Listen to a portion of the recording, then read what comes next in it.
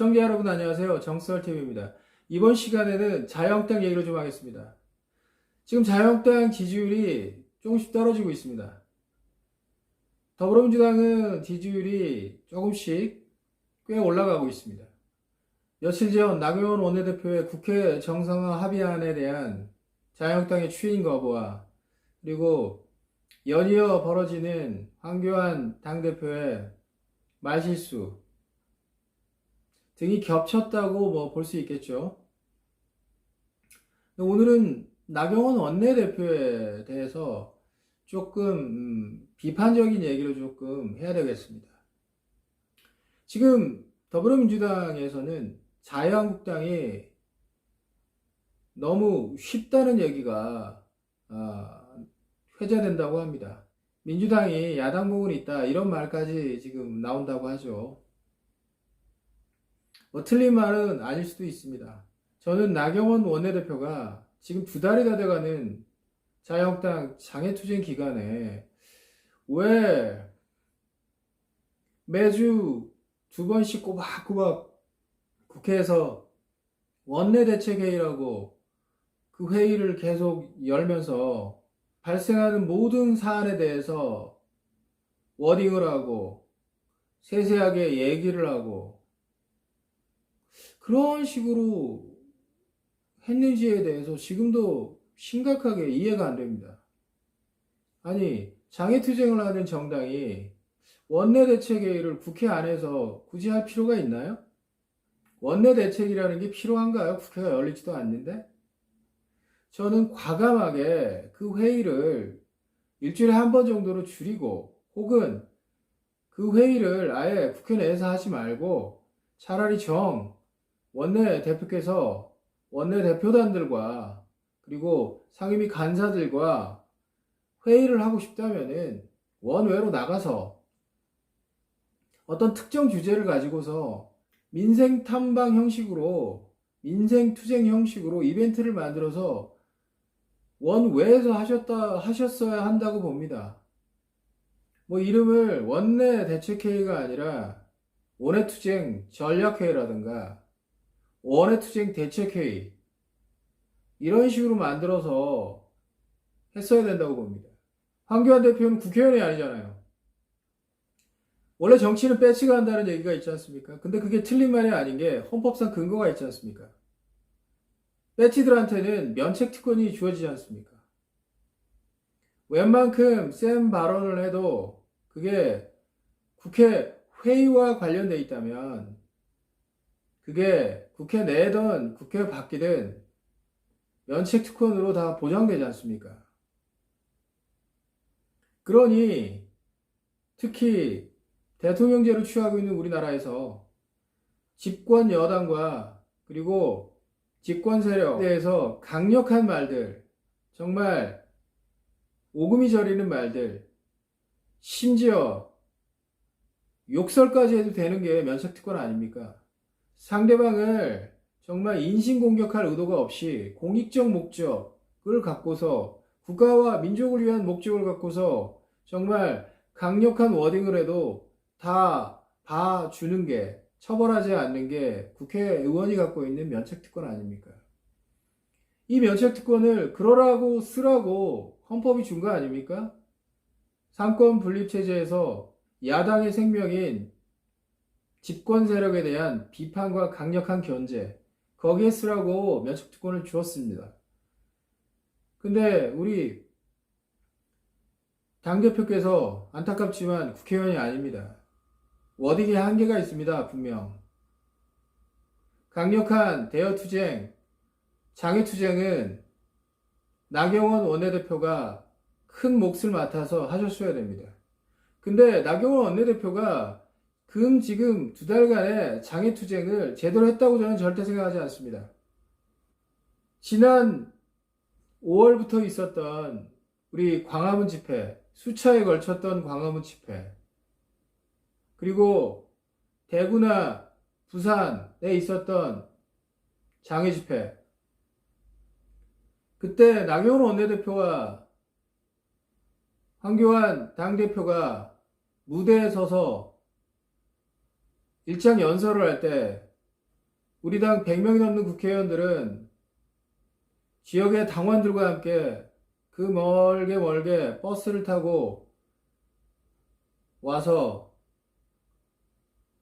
병풍이 되기를 주저하지 않고 희생을 했었습니다.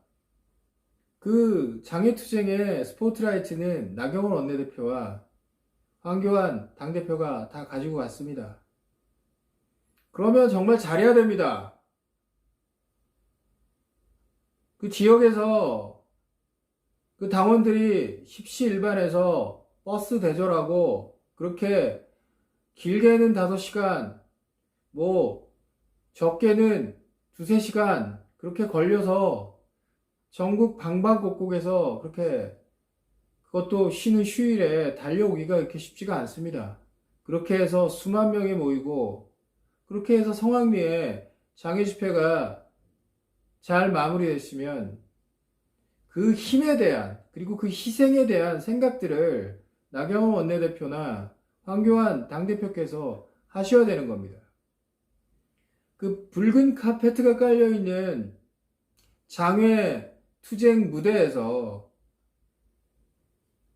정말 스포트라이트를 받으면서 연설을 하는 그것만 즐기면서 의문을 하지 않는 그런 모습에 너무나 안타까운 마음을 금할 수가 없습니다.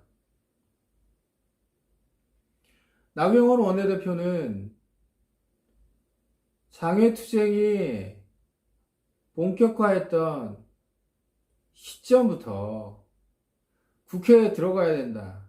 민생을 챙겨야 된다. 근데 더불어민주당이 양보를 하지 않는다. 국회에 들어가야 된다. 지금 민생이 어렵다. 뭐 이런 얘기만 주구장창 해야 됐습니다. 지난 5월 20일 저번에도 한번 말씀을 드렸는데 호프회동 이인영 원내대표 신임 더불어민주당 원내대표와 바른미래당 오신환 원내대표 그리고 나경원 원내대표 3자의 호프회동 기억나십니까? 나경원 원내대표가 그 호프회동에서 한 말 정말 지금도 귓가에 생사합니다. 한번 보시겠습니다. 한국당은 민생과 경제가 어렵다는 것을 많이 느끼고 있다. 국회를 열어 필요한 역할을 할 것이다. 어쨌든 국회를 열기 위해 노력해야 한다는 생각을 하고 있다. 이 워딩을 방송사들이 따서 그날 저녁 각 방송사들 종편 지상파 메인 저녁 뉴스에 다 탑뉴스로 깔았습니다.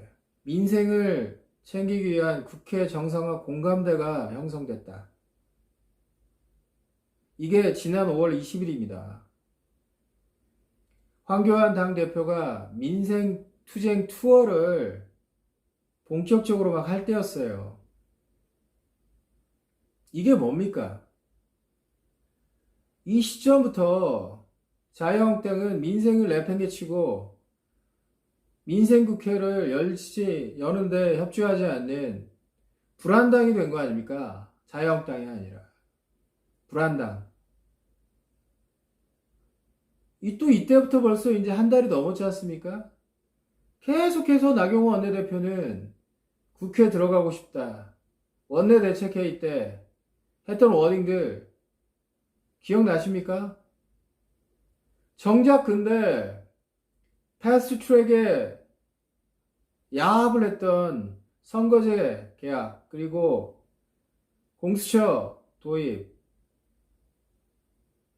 검경 수사권 조정 등 사법개혁 관련 법안들에 대한 이슈 파이팅은 그다지 많지 않았어요. 왜냐하면 매일 새로 발생하는 이슈에 대해서 워딩하고 파이팅하려는 그런 자잘한 이슈에 다 대응하고 원내대표가 그러다 보니까 정작 중요한 선거제 개편 자유한국당은 비례대표제 폐지한다. 국회의원 정수 10% 감축한다. 이거를 가지고 끊임없이 이슈 파이팅을 했어야 됩니다. 왜? 이 이슈는 국민들이 절대적인 찬성을 하는 이슈이기 때문입니다. 하루에도 기자들을 만날 때도 이 얘기만 했어야 돼요. 그리고 공수처 법안, 이것도 문재인 대통령의 친위 세력을 만드는 민변의 놀이터가 된다. 민변의 망나니 칼슘의 장을 만들어주는 거다. 이거는 대한민국 국가를 위해서 정말 있어서는 안 되는 조직이다.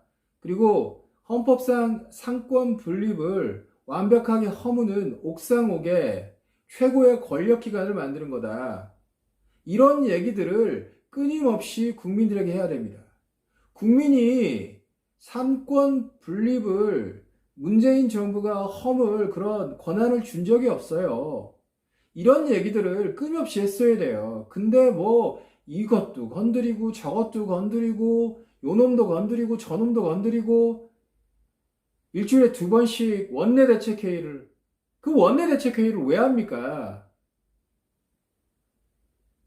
장애투쟁을 하는데 원내대책회의가 뭐가 필요합니까? 물밑 협상을 하게 되면 조용히 언론을 피해서 하시면 되고, 그리고 언론과 맞닥뜨리게 되면 우리 자유한국당은 패스트트랙에 올려져 있는 그 준 연동형 비례대표제, 국민들은 알 필요도 없다는 그 연동형 비례대표제가 아니고 지역구만 남는 비례대표제는 완전 폐지하고 의원 정수를 줄이는 그 한에 합의하지 않으면 우리가 들어가지 못한다. 이런 얘기를 왜 못합니까? 그리고 공수처, 헌법상 극악무도한, 헌법을 붕괴시키고 상권 분립을 파괴하는 극악무도한 그러한 법이다. 위헌적 법이다. 우리가 절대 동의하지 못한다. 국민의 이름을 걸고서 막겠다. 그런 얘기들을 왜 못합니까? 정말 한스럽고 안타깝습니다. 결국에는 민생하려면 국회 들어가야 되는데, 민생하려면 국회 들어가야 되는데, 근데 여당이 양보를 안 하네? 이런 프레임에 끌려가니까 여당이 더 양보를 안 하죠. 얘들 들어오겠네. 조만간 들어오겠네. 백기투항 하겠네. 당연히 이런 생각하는 거 아닙니까? 정말 안타깝습니다. 그래서 끝내는 3일 전에 나경원 원내대표가 그 어이없는 졸속 합의를 하고서 자유한국당 의원총회에서 추인 거부 사태까지 이르게 된 거 아닙니까? 제가 생각하기에는 나경원 원내대표께서 그날 사퇴 의사를 언론에 말씀하셨어야 돼요. 깨끗이 털었어야 돼요. 지금 이 상태에서 지금 협상에 추인력이 있겠습니까? 정말 안타깝습니다. 그 TV 화면에 이쁘게 나오고 신문에 워딩이 잘 실리고 이런 것만 신경 쓰는 이미지 정치, 그리고 자기 이미지는 절대 손해보지 않겠다는, TV 카메라만 들어오면 국민들이 듣고 싶어하는 얘기를 골라서 하겠다는 생각, 이런 생각을 원내대표시면은 버리셔야 됩니다. 국민들이 듣기 싫어도, 전체 국민들이 듣기 싫더라도 자유한국당 지지자들이 듣고 싶어하는 소리를 제대로 하셔야 되고, 그리고 80%의 국민이 반대하더라도 정말 우리 대한민국을 위해서는 해서는 안 되는 제도는 도입하겠다는 얘기를 해서는 안 되는 거 아닙니까? 어제는 그 말씀을 하셨잖아요. 국민소환제 우리 자유한국당도 당연히 찬성한다, 뭐 이런 취지의 얘기를 하셨더라고요. 그게 말이 됩니까? 국민소환제가 말이 되냐고요.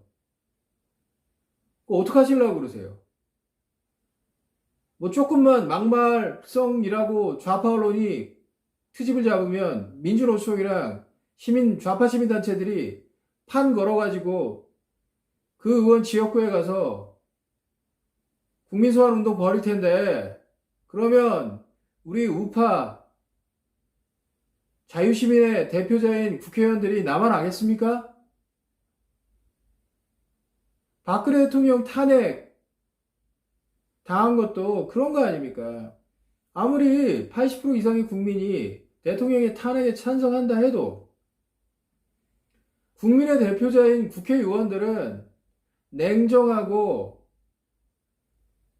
미래를 보는 결정을 해야 되는 거 아닙니까?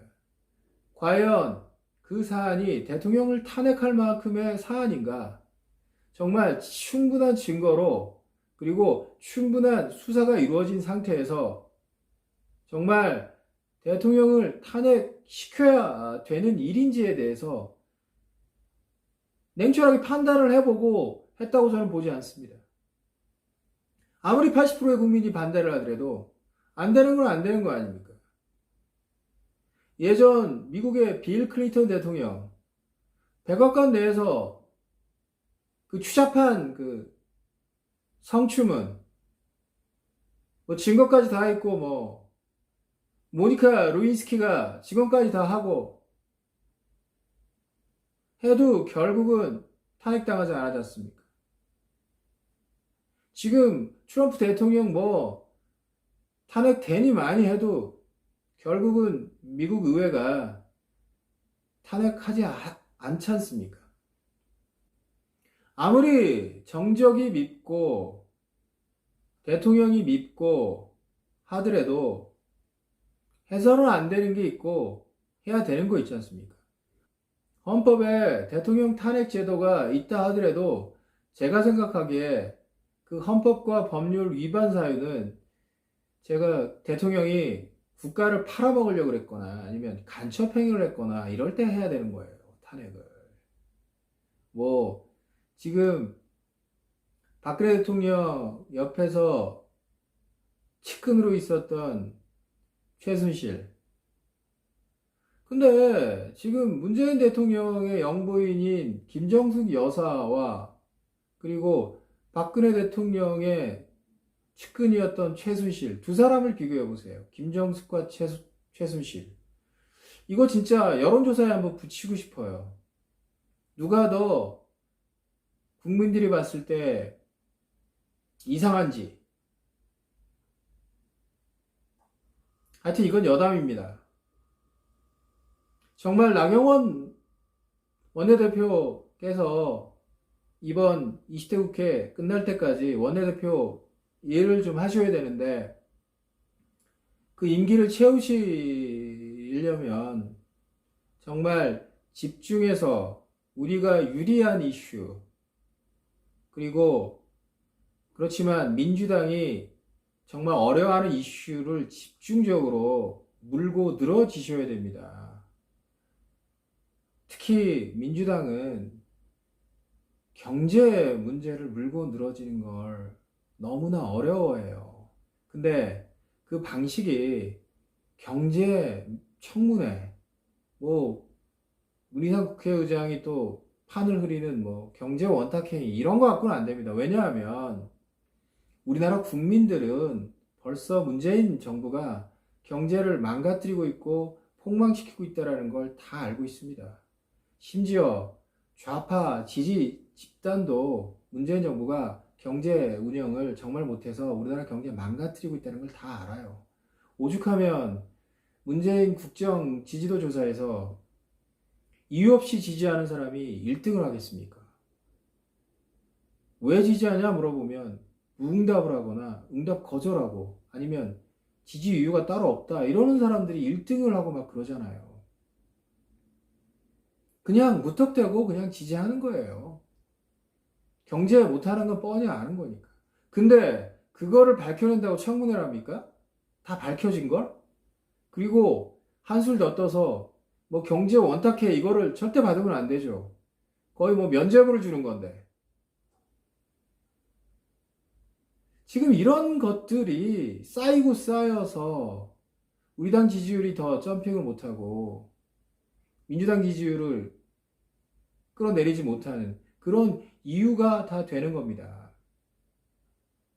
그리고 하나 더 덧붙이자면 지금 패스트트랙에 올라간 선거제도 제대로 이거를 바로잡지 못하면 지금 나경원 원내대표 말하는 지금 뭐 바른미래당과 통합하자, 그리고 태극기 세력, 뭐 대한애국당, 지금은 우리 공화당으로 지금 바뀌었다고 합니다만, 우파 대통합, 보수 빅텐트 얘기를 하시는데 죄송한 얘기입니다만 준연동형 비례대표제를 도입하는 지금 선거구제 개편이 진짜 구체적인 선거구 개편까지 이루어지고 내년 총선이 준연동형 비례대표를 도입하는 그 선거로 치러진다면 우파가 통합되어서는 안 됩니다. 좌파 세력들처럼 당이 여러 개가 있어야 준연동형 비례대표가 시행되는 선거에서는 유리합니다. 적어도 우파 세력 정당이 2개 이상이 되어야 되는 거예요. 왜냐하면 지역구와 준연동 비례대표 그 투표를 전략적으로 따로 해야 됩니다. 지역구는 만약에 자유한국당을 몰아준다면 준연동형 비례대표 후보들은 또 다른 보수정당에 몰아줘야 유리한 거죠. 그래서 보수 우파의 대통합, 보수 빅텐트 얘기를 하기 전에 지금 연동형 비례대표제를 도입하는 선거구제를 우리가 받아들일 거냐, 아니면 이게 진짜 패스트트랙에 태워져서 진짜 현실적으로 내년 4월 총선에서 이게 실시까지 가능할 건지에 대한 냉철한 판단을 한번 해봐야 됩니다. 보통 심각한 문제가 아니지 않습니까? 만약에 우리 보수 우파, 자유우파 세력의 정당이 국회의원을 100석을 못 가진다면 어떤 일이 벌어지겠습니까? 개헌 저지선이 무너지는 거 아니겠습니까? 개헌 저지선이 무너지면 어떤 일이 벌어지겠습니까? 뭐 개헌 저지선이 무너진다는 얘기는 국회 내에서 모든 법은 다 마음대로 할 수 있다는 얘기 아닙니까? 정말 정신 차려서 제대로 냉철하게 현실을 끌고 가야 됩니다. 저도 2달 전까지만 해도 자유한국당에서 보좌관 생활을 했었습니다. 나경원 원내대표를 모시거나 그 스텝을 하시는 분들 입장에서는 참 모시기 까다로운 분이라는 정평이 나 있다고 해요. 그리고 그 나경원 원내대표 보좌진들이 그렇게 이직률도 높고 자주 바뀌고, 그러니까 일이 힘들겠죠. 워낙 열심히 하시니까 일은 뭐 기본적으로 힘들겠고, 근데 이제 들리는 얘기에 의하면 모시기도 그렇게 편한 분이 아니라 그럽니다. 근데 제가 바라기는 민주당이, 그리고 좌파 집권 세력이 어려운 원내대표가 되시고, 그리고 일을 열심히 하시니까 일은 힘들더라도 모시긴 좀 편한 스텝 입장에서는 그런 원내대표가 되시면 아마 앞으로 정치적으로 더 크게 되시지 않을까, 그렇게 생각을 합니다. 오늘은 여기서 줄이겠습니다. 감사합니다.